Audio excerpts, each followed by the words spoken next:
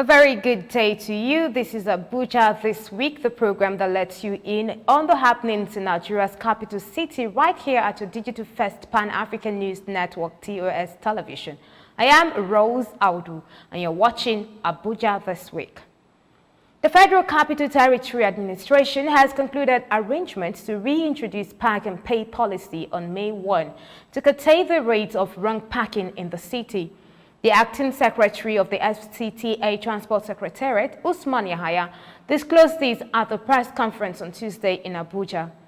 Yahaya said the historic plan to reintroduce the on-street parking policy in the territory was part of efforts to free the street for better traffic flows. It's against this backdrop that TOS Television Network took to the street of the FCT to find out reactions of residents.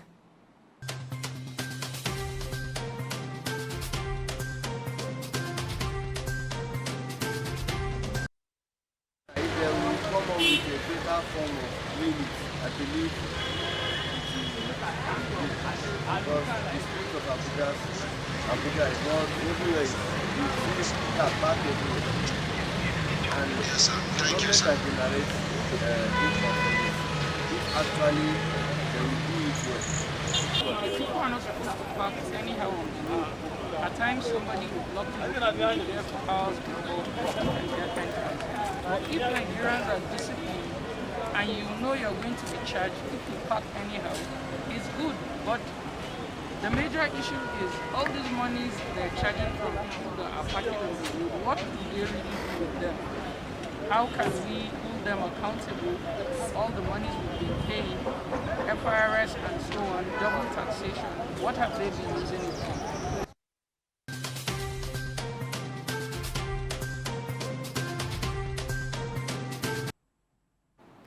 The Department of State Security Services also invited the National President of the Nigeria Youth Union, Chinonso Obasi, alongside other youth leaders involved in plan to disrupt activities at Nnamdi Azikiwe International Airport, Abuja. Youth groups are comprising of National Association of Nigerian Students, National Association of Polytechnic Students, National Association of Colleges of Education Students, Coalition of Northern Groups, Northern Youth Initiative for Peace and Good Governance, have planned to disrupt peaceful activities at the airport on Wednesday to raise global awareness on the deplorable state of primary healthcare centers in Nigeria. But the DSS invitation has distorted the plan. We also witnessed in Abuja this week unidentified gunmen suspected to be kidnappers killed a pastor, Emeka Unaibu, inside his church in the Jukoi area along the Nyanya Road in the Federal Capital Territory capital, Abuja. It was learned that Pastor Unaibu of the Good News City Church was killed by the assailants on Tuesday evening while having a lone vigil in his church. Police sources told newsmen that the cleric might have been killed by gunmen who had attempted to abduct him from the church. It was also believed that the gunmen might be one of the ravaging armed gangs who have been kidnapping and killing residents, particularly on the outskirts of the FCT. According to witnesses, the pastor's body was found in the morning on the church premises. He was rushed to a nearby hospital where he was confirmed dead. Also in Abuja this week, Nigerians welcomed its President Muhammadu Buhari as he arrived from the UK after a 2-week medical checkup. President Muhammadu Buhari returned from his trip and was received at the Nnamdi Azikiwe International Airport. Also, barely 2 years to the 2023 presidential election, campaign posters announcing the presidential aspiration of former Senate President Bukola Saraki have flooded the streets of Abuja. Saraki came third behind Sokoto State Governor Aminu Tambuwa and former Vice President Atiku Abubakar, the eventual winner in the 2018 presidential primary of the People's Democratic Party (PDP) in Port Harcourt, Rivers State. That election featured political gladiators from different states in Nigeria, including former Kano State Governor Rabiu Kwankwaso, former President of the Senate David Mark, and former Governor of Sokoto Atahiru Bafarawa. At the Wadata Plaza headquarters of PDP, Saraki is seen smiling in campaign posters with the inscription, "Reset Nigeria 2023, vote Abubakar Bukola Saraki as president.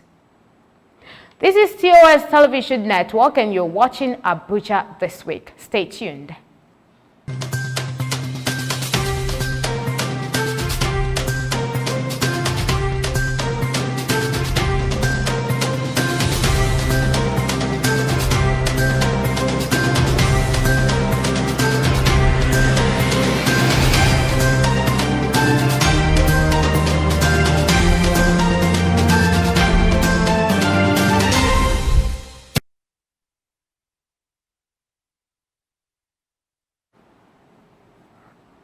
Welcome back. You're watching Abuja This Week on TOS Television Network. As a result of the skyrocketing increase of open manholes causing incessant slips and falls of passers-by who walk on the surface of uncovered manholes unknowingly sustaining serious injuries due to vandalization by popular dealers of condemned and scrap iron who had resorted to stealing manhole covers to sell the scrap to the blacksmith and other middlemen. TOS News took to the streets of Abuja to seek resident thoughts on this development, and the findings are quite revealing. There are several manholes across the streets and bridges on the FCT. These manholes are made from iron casting, are often lifted by vendors in exchange for money. Let's find out what some passers-by have to say in this regard. The manhole is to drain water off the roads. And the danger is there that you don't even need to have rainfall when somebody will get into it. Somebody may be absent-minded, and before you know it, it's already in the hole. So the responsibility is on the administration of the FCDA to ensure that all these safety precautions are taken care of. The manhole, if they are removed, they must be replaced. If only some of these security camera thing is functional, we can be able to catch more of the people who are perpetrating this kind of acts and bring them to book. And that could be a deterrent to those who may want to emulate them. Some of the passers-by also spoke on the reasons for uncovering these manholes. It's because of the hardship. That is why people do engage in some things that they can sell to get income. So they should be advised, telling them about other things that they can do to get income, or even creating jobs, minor jobs that they can easily access within their locality. It will help, and they will reduce, or they will stop doing all those things. Find a way to create awareness, conscientize these people that they should stop this issue. The uncovered manholes often poses dangers to humans who fall into them and sustain serious injuries. Rose Audu reporting for TOS News, Abuja. From the look of things in recent developments, it seems money alone cannot solve kidnappers' problems. This time, they have started accepting foodstuff as part of ransom payment. According to a report by a sister agency, Teletrust, kidnappers now demand bags of rice, noodles, and condiments as part of the payment in Abuja. This new concept is now in full force in Kei and Angwar Hausawa communities in Kuje and Abaji area councils. Families of kidnapped victims were asked to bring these items along with the ransom. A relative of a kidnapped victim in Kei village, simply identified as Joshua, narrates how he was forced to buy some of these items. And also in Abuja this week, we saw how the dualization of the Abuja-Abaji-Lokoja highway is set to be completed in December of 2021. This was announced by Engineer Fonshaw Adebi, the Director of Highway Construction and Rehabilitation under the Federal Ministry of Works and Housing during an inspection tour of Section 1 of the project in Zubwa, Gwagwalada, Sheda as is to be precise. Adebi guaranteed that the road projects have attained various stages of completion and that they would be completed within the stipulated time. Also in Abuja this week, suspected kidnappers allegedly went on rampage in the early hours of Tuesday at Tungan Maje, a community in Gwagwalada Area Council of the Federal Capital Territory, FCT.